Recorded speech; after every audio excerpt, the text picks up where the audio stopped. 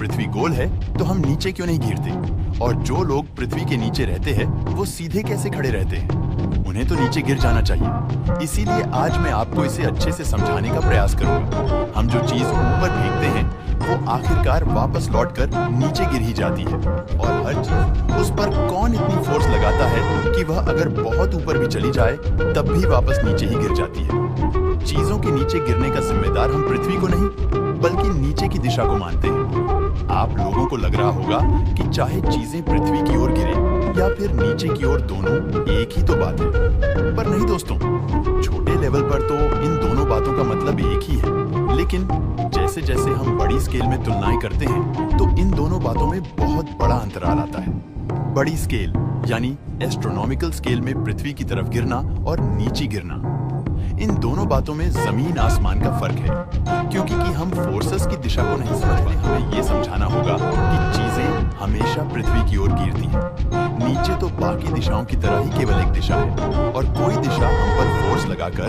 हमें अपनी ओर खींच नहीं सकती।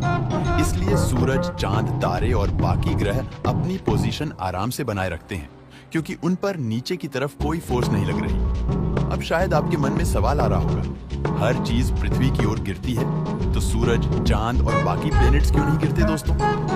इसका जवाब हम तब समझेंगे जब हमें ये पता होगा कि आखिरकार चीजें पृथ्वी की ओर गिरती ही क्यों हैं। जब हम किसी गेंद को पूरी ताकत लगाकर ऊपर फेंकते हैं तो हम देखते हैं कि धीरे धीरे उसके ऊपर जाने की स्पीड कम हो जाती है और फिर वो गेंद वापस पृथ्वी की ओर गिर जाती है। अब ऐसा क्यों होता है? चलिए इसे भी समझ लेते हैं।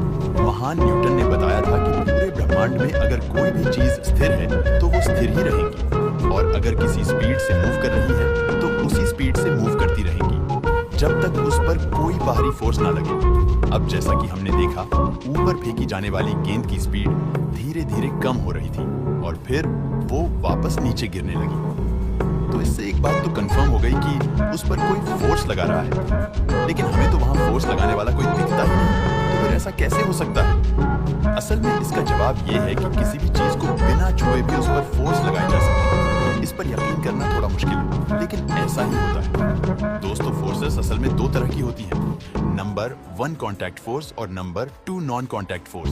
इनमें से कॉन्टैक्ट फोर्स उन फोर्सेस को कहते हैं जो किसी चीज को छूकर उनके संपर्क में आकर उन पर लगाई जाती है। जैसे जब हम किसी गाड़ी को धक्का देते हैं या फिर किसी चीज को उठाकर कहीं रखते हैं तो असल में हम उस पर कॉन्टैक्ट फोर्स लगा रहे होते हैं। दूसरी तरफ नॉन कॉन्टैक्ट फोर्स या फिर फील्ड फोर्स उन फोर्स को कहा जाता है जो किसी ऑब्जेक्ट के डायरेक्ट फिजिकल कांटेक्ट में आए बिना भी लगाई जा सकती है। ब्रह्मांड में ऐसी केवल 4 नॉन कॉन्टैक्ट फोर्स है। Number 1 strong nuclear, force number 2 weak nuclear, force number 3 electromagnetic, number 4 gravitational force. Electromagnetic के बारे में शायद आप जानते ही होंगे। अभी के लिए आप केवल इसे मैग्नेटिक फोर्स मान लीजिए, और हम सब ने कभी ना कभी देखा ही होगा कि मैग्नेटिक यानी कि चुंबक को फोर्स लगाने के लिए जरूरी नहीं है कि उस ऑब्जेक्ट के संपर्क में ही लाया जाए। चुंबक कुछ दूरी से भी फोर्स लगा सकता है, बिल्कुल इसी तरह काम करती है। हमारी ग्रेविटी को भी फोर्स लगाने के लिए किसी फिजिकल मीडियम की जरूरत नहीं है। वैसे तो ग्रेविटी सबसे कमजोर फोर्स है, लेकिन इसका असर अरबों किलोमीटर दूर तक भी हो सकता है। यही कारण है कि ग्रेविटी हमारे पूरे ब्रह्मांड के स्ट्रक्चर के लिए जिम्मेदार है। सबसे पहले ये जान लेते हैं कि ग्रेविटी की इस ताकत के लिए जिम्मेदार कौन है। ग्रेविटी सीधे सीधे किसी ऑब्जेक्ट के मास पर निर्भर करती है।